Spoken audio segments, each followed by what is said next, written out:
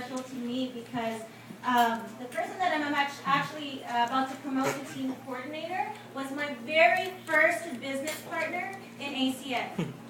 And I've actually heard from multiple leaders, that is a really rare thing, that your first IBO will actually become your first team coordinator.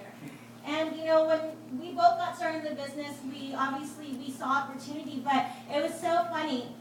I actually tried to acquire this guy as my customer, and as soon as I sent him my online store, he was just like, "You're stupid. Get out of this. What are you doing?" I didn't know what to say. I was pretty new in the business, obviously, right? So he was like the most negative person, and it's crazy that the most negative person can actually become your greatest leader. And I brought him to an event, and I remember it like it was yesterday. He came in jeans, band shoes, a gray sweater, and he was sitting there looking at the information, and the event was so good. I just turned to him, and I looked at him, and I said, "Do you think this is for real now?" And he didn't even say anything to me. His hands were just over his head, like he was really, really thinking, and he didn't say anything. He just nodded his head, yes. And I had seen this guy just grow tremendously. You know, I actually had known him since he was 15 years old. And when I first met him, he was very, very shy, very, very humble. And in this business, he's actually become such a leader. He goes above and beyond for his team, but not just his team. He works with people that are sidelined to him in my organization to show them that they can be successful.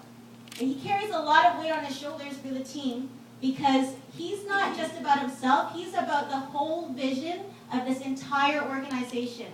And I'm so proud to actually promote him today. He's not just my friend, you know, one of my top leaders in my dance school, but he's also been an inspiration to me because there was days that I didn't want to do this business anymore, and there was days that I wanted to quit, but because of his persistence and because of his strength, he inspired me to stay in the game. And I know that I wouldn't even be as far in this business as I am today if it was not for his dedication, his skills, and his commitment to everybody in this room. So I am honored to bring up the second youngest team coordinator in all of British Columbia, probably Western Canada, my brother, Mr. Theron Eikre.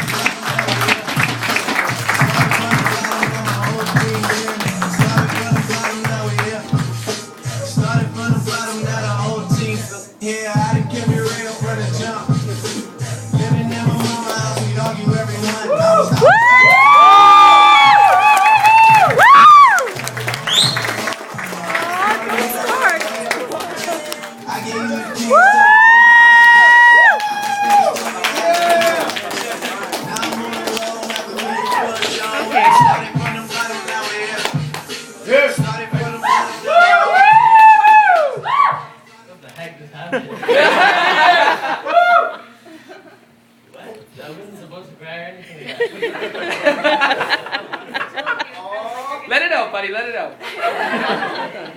Okay, well, she was right. When I got started, I was like, this online store, what the heck is this? You know, what are you doing? You know, you pay $500, all that kind of stuff. I said, you gotta get yourself out of there. Like, you know, you're doing something totally wrong, right? So she basically brought me out to Joyce Bernardo's house. I took a look at it. I drilled the presenter, which was Julian. I basically came there and just asked him so much questions. What closed me was actually his jacket. His jacket was on point.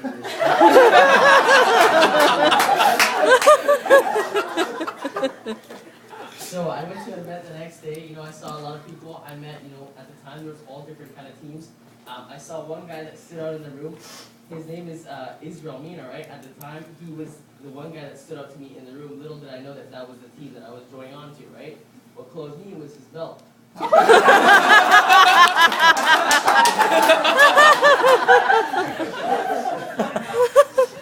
anyways,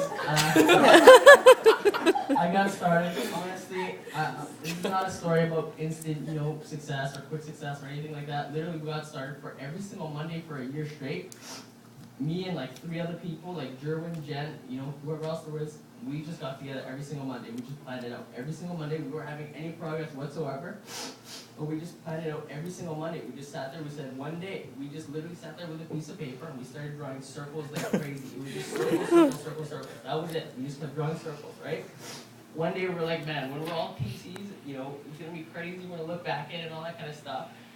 When Jen first hit TC, she did it in an airport. She plugged in 70 points in an airport. You know what I mean?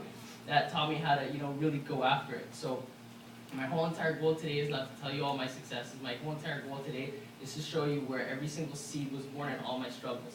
Okay? Struggle number 1. When I was building this business from QTT to ETL, it took me 8 months. Didn't have a cell phone. Didn't have a cell phone for 8 months, built it to ETL. Still made it happen. What did that teach me? The value of communication.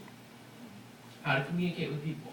How to really value someone's time. How to really schedule it with someone. How to really speak the language of somebody.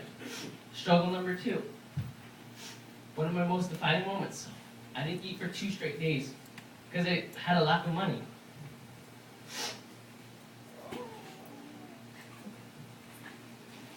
What did that teach me?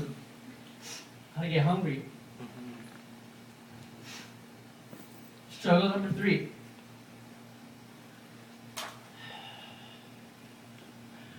When I walk home late at night, after meetings, for 50 minutes straight, would walk in pouring rain, freezing, holes in my shoes. What did that teach me? The road to SVP. Every single step. You keep taking a step. Keep going. Struggle number 4. Went to an international. $0 in my pocket. Ate noodles. Actually, matter of fact, they had free catering in the morning. I stashed up.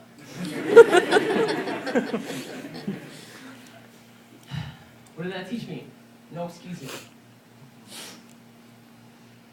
Struggle number 5. When me and Jen's best pet friend, Moko, passed away, we still did a leadership training that night. What did that teach me? He was Jen's dog, but this dog meant more to us than anything. That taught me, in life, never wear a leash. Always go for freedom.